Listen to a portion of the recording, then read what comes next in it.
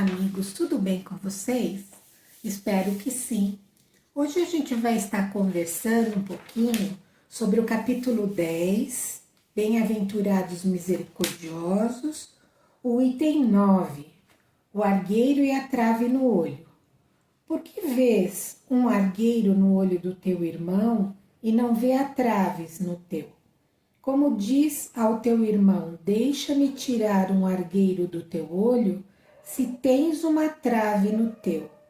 Hipócrita, tirai primeiro a trave de teu olho, e então verás como has de tirar o argueiro do olho do teu irmão.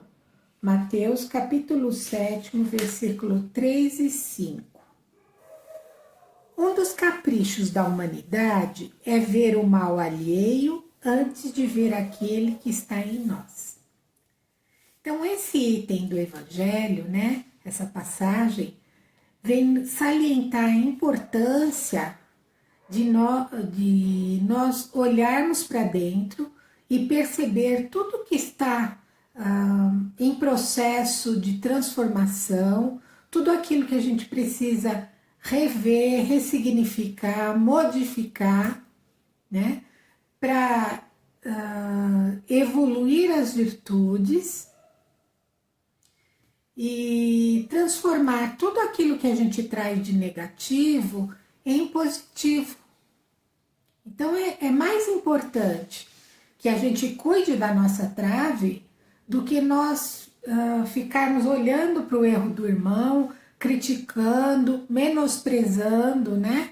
Usando da maledicência, da crítica, esse tempo precioso que a gente perde olhando e criticando o comportamento dos outros, seria mais bem aproveitado se nós olhássemos para o nosso próprio comportamento.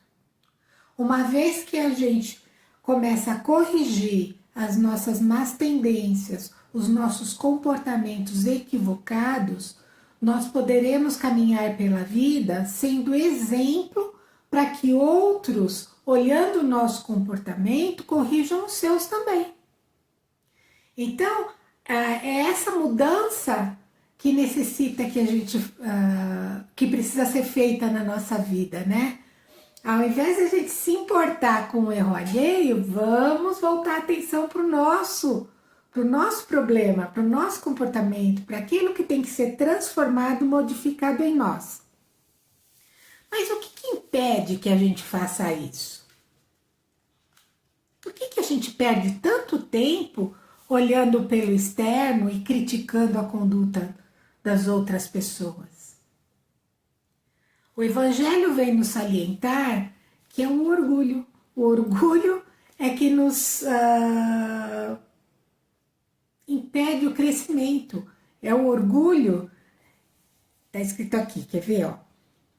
É o orgulho incontestavelmente o que leva o homem a dissimular suas próprias faltas, tanto morais como físicas. Então, a gente tem sempre uma desculpa para aquele comportamento errado, para aquela palavra que não foi muito bem colocada, né? Sempre uma desculpa. Agora, para o outro, não.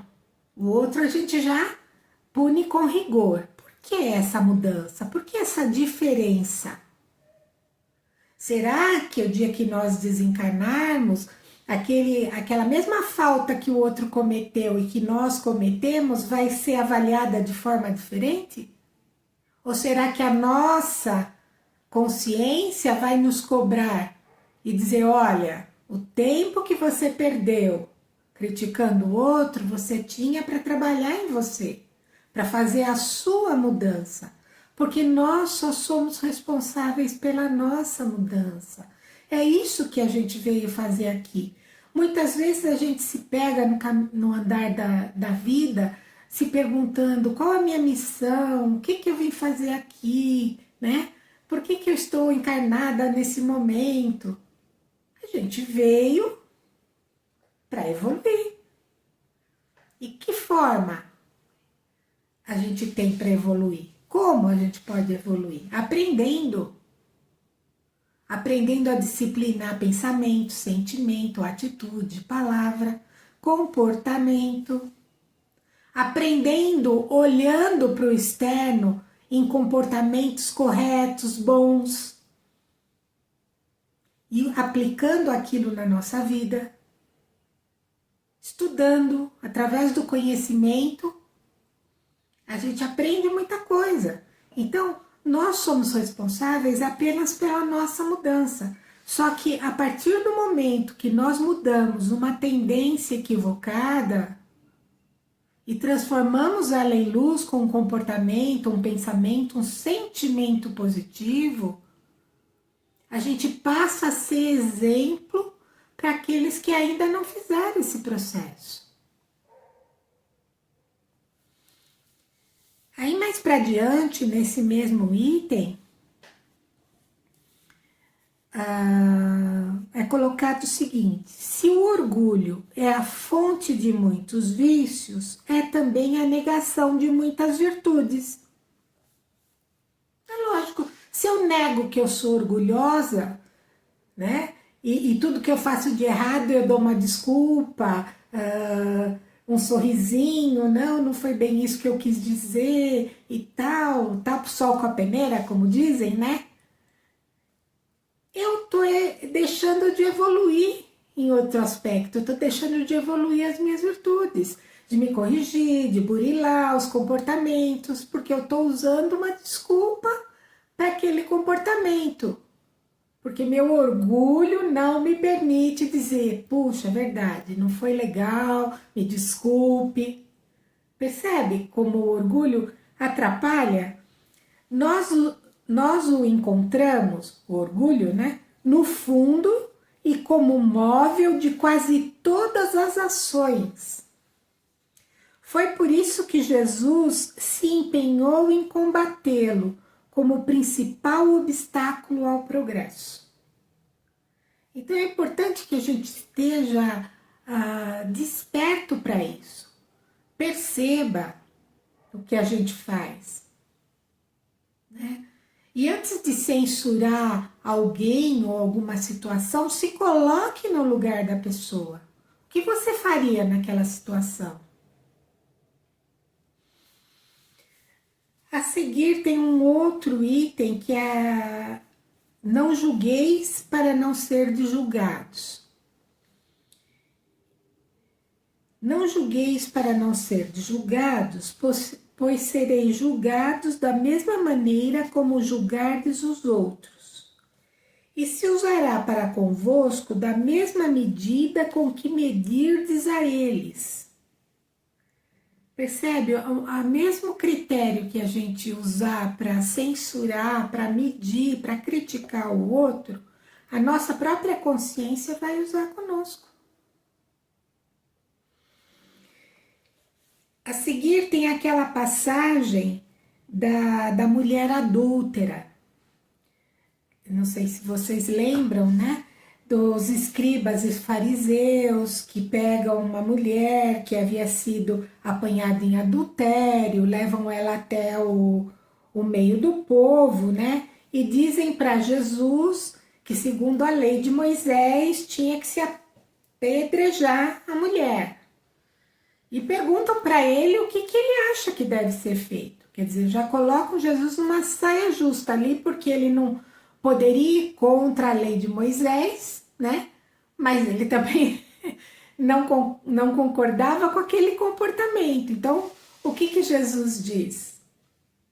Ele fala: quem não tiver pecado, que atire a primeira pedra. O que ele quer dizer com isso? Que a mulher estava certa ou que os escribas e fariseus estavam errados? Não, ele quis mostrar que todos nós erramos. Faz parte do processo, faz parte do nível evolutivo que nós estamos. Mas, ao mesmo tempo, quando ele diz: quem não tem pecado que atire a primeira pedra, os mais velhos foram saindo primeiro, foram indo, então, dali a pouco estava só a mulher e Jesus. E aí a mulher pergunta se Jesus vai condená-la, né? E ele diz que não, se não tem ninguém lá, né? Onde estão seus acusadores? Ele pergunta. Não tinha ninguém mais. Daí o que ele fala para ela? Vá e não peques mais. Então, com isso, o que ele mostra? O perdão, a clemência, a tolerância com o erro alheio. A partir daquele momento que ela foi trazida ali, né? Ela foi exposta. Jesus olha para ela e diz, olha, não tá certo, né? Quando ele diz, vá e não peques mais. Mas se você mudar sua conduta, você refaz o seu caminho. Então, quando ele diz isso, né? Ele está usando a tolerância, né? Mostrando que não é que seja certo, mas assim, é comum nós cometermos erros e às vezes a gente pode parar e pensar assim, então eu não devo criticar ninguém, eu não devo parar para observar nada, eu devo deixar então todo mundo fazer o que quiser. Não é bem isso, né? Quando a censura lançada sobre a conduta alheia pode ter dois motivos. Eles vêm explicando. Reprimir o mal ou desacreditar a pessoa cujos atos criticamos. Então, assim, quando você faz uma crítica, uma censura a uma pessoa ou ao comportamento dela, o que você está querendo com aquilo? Você está criticando para reprimir aquela conduta, então você está chamando a atenção para a pessoa, olha, esse seu comportamento não é legal, né? Por que você não repensa sobre isso? Porque talvez você poderia fazer assim, assim, que seria melhor, o que você acha? Ou você está criticando apenas para desacreditar a pessoa perante as outras? Para se mostrar superior. Olha o que fulano fez, olha que comportamento ruim. Tem que avaliar bem qual é o sentido daquela reprimenda, daquela crítica, de colocar o dedo no olho do outro, né? Ver o cisco que ele traz no olho. Qual é a sua intenção? O que está por trás? Se a sua intenção é mostrar para a pessoa que aquela situação não é ideal, que aquele comportamento não é o melhor, né? Que é o censurar o mal, como diz aqui, tudo bem, é válido. Agora, se é só para menosprezar, diminuir o outro, aí é o momento de se repensar na crítica. Muitas pessoas, quando não têm coragem de fazer determinadas coisas, ou possuem a inveja de não poder fazer determinadas coisas, acabam criticando o comportamento daquelas que fazem. Então é como se fosse assim, uma forma de apagar a luz do pouco daquela pessoa para poder ser vista. Isso é muito triste, porque todos nós temos luz, todos nós temos espaço para brilhar. Ninguém precisa menosprezar nem apagar ninguém para ser visto. Ao contrário, aquele que ajuda o outro a se ilumina mais ainda. Então isso também é o que? Uma faceta do orgulho ali atrás.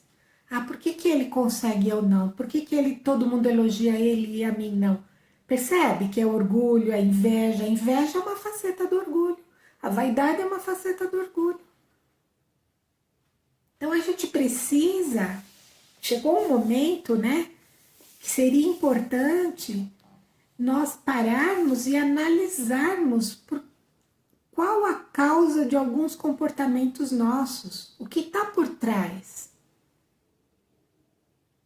realmente eu falo, critico, né? Olho o cisco no olho do irmão porque eu quero ajudá-lo, eu quero mostrar para ele que ele está num caminho tortuoso, né? Que ele tem condição de se melhorar, ou porque eu queria fazer o que ele faz. Então, quando a gente para analisar assim, profundamente, a gente começa a se conhecer, perceber o que nos move. E se de repente o que nos moveu não foi nada positivo, muito pelo contrário, foram as facetas do orgulho, ótimo, conseguimos identificar, vamos transformar isso, vamos trabalhar nisso. Quando vier aquela vontade de falar mal de alguém por inveja, ou seja lá pelo que não for muito bom, fecha a boca, não fala. Ah, mas eu tô pensando. Vai pensar outra coisa. Bota uma música, vai cantar, vai fazer qualquer coisa.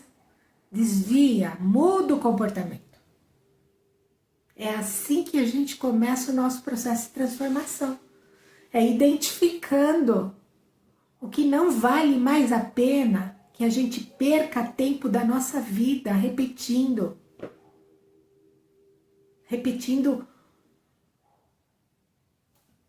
pensamentos ruins, emoções infelizes, comportamentos desajustados. Não foi para isso que nós viemos. Nós viemos para progredir, para melhorar, para avançar.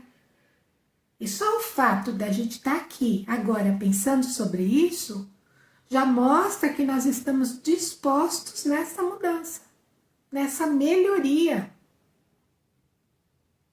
Poxa vida, todo mundo está dizendo aí, você liga a internet, a volta de Jesus, que Jesus já está perto de voltar. E se Jesus chegasse agora, de frente a frente com você? Você ia dizer o que para ele? Ai, sinto muito, eu não sabia, né? Eu tô repetindo a mesma coisa já não sei quantas encarnações e eu não sabia. Sabia, sim. Sabia. Então, o Evangelho, ele nos traz o quê? A melhor maneira de caminhar pela Terra. Ele é um código de conduta moral. E a gente pode errar. E de erro em erro, a gente vai buscando acertar. E só assim a gente vai crescendo. Então,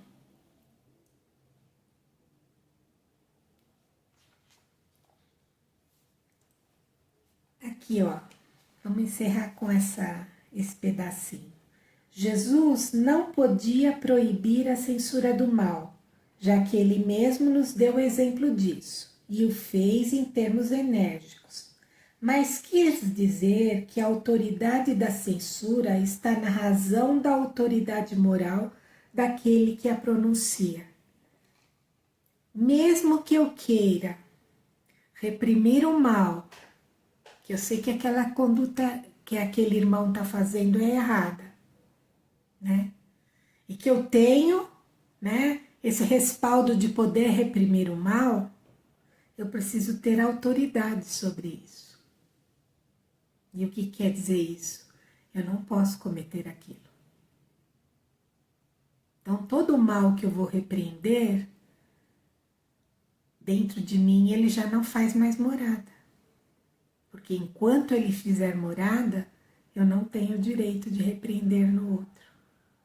Percebe como tudo está em nós? Toda mudança está dentro de nós.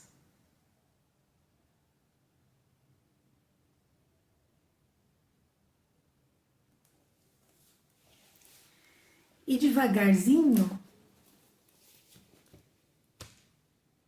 a gente vai conquistando a tão sonhada reforma íntima.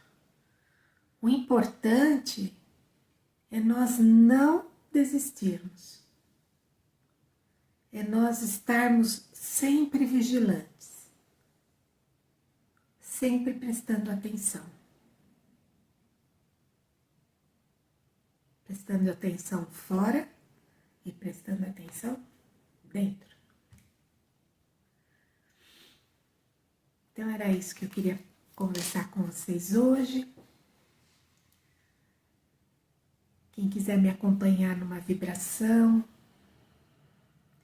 eu convido a todos a cerrar os olhos por alguns instantes.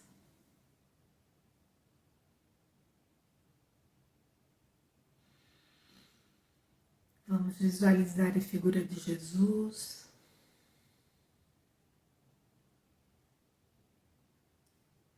Nosso amigo.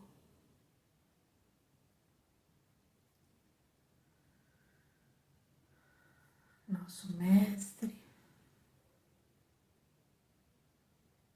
E vamos assim sentindo a espiritualidade amiga.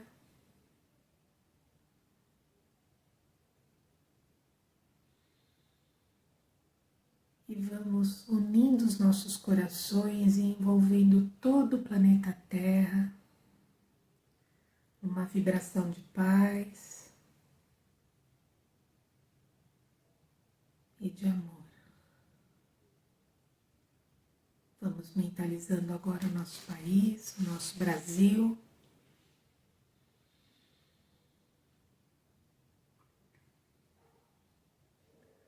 Que a paz, a ordem e o progresso envolvam a nação brasileira.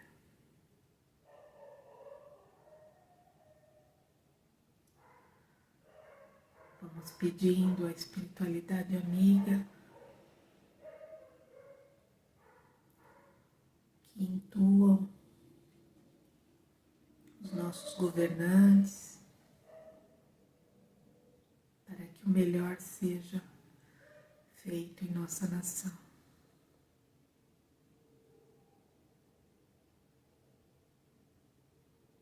Estamos pedindo ainda a bênção para os nossos lares, para a nossa família, nossos amigos, toda a família humana.